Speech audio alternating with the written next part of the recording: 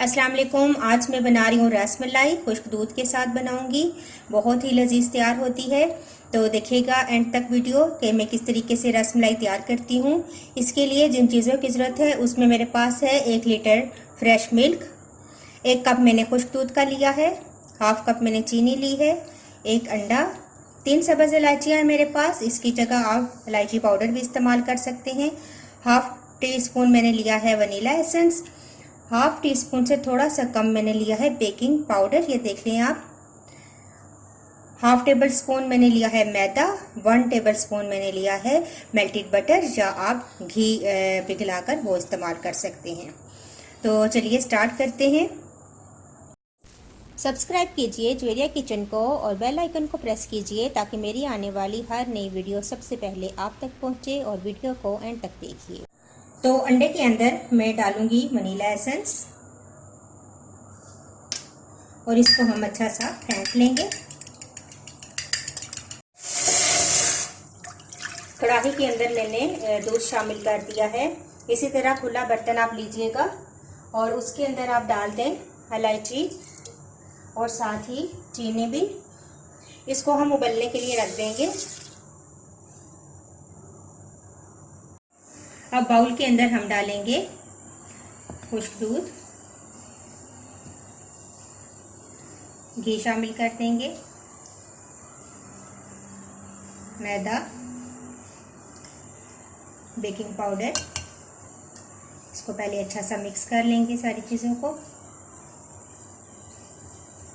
और अब हमने जो अंडा तैयार किया है वनीला एसेंस डालकर इसके साथ ये डो तैयार करते जाएंगे।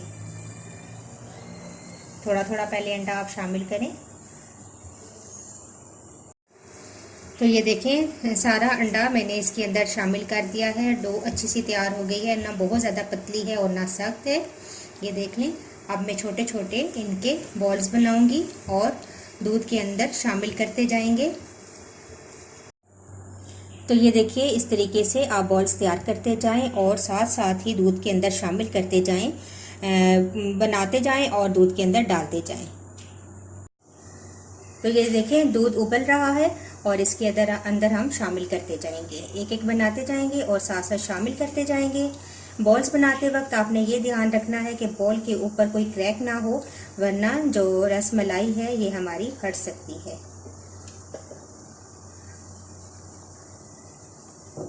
तो इस तरीके से हम बनाते जाएंगे और डालते जाएंगे।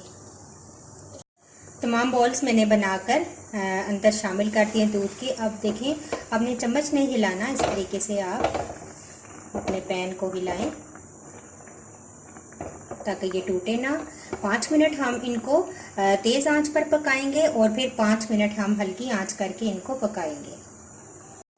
रसमलाई अच्छे तरीके से फूल चुकी है। अब हम आंच हल्की कर देंगे और 5 मिनट हल्की आंच पर हम इसको कवर करके पकाएंगे ताकि अंदर से भी ये अच्छी सी पक जाए।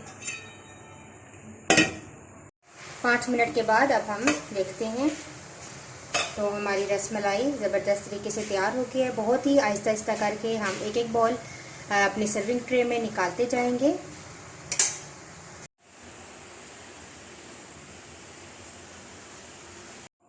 अब बाकी का दूध इसके ऊपर हम डाल देंगे। अब गार्निश के तौर पर हम कुछ पिस्ते और बादाम इनके ऊपर डाल देंगे। तो लीजिए ज़बरदस्त हमारे पास रसमलाई तैयार है। आप इसको ठंडा कीजिए और इसके बाद सर्व कीजिए। बहुत ही ज़बरदस्त तैयार हुई है और मुझे अपना फीडबैक आप ज़रूर दीजिएगा। नेक्स्ट वीडियो के साथ दोबारा हाजिर होंगी। अल्लाह हाफिज़।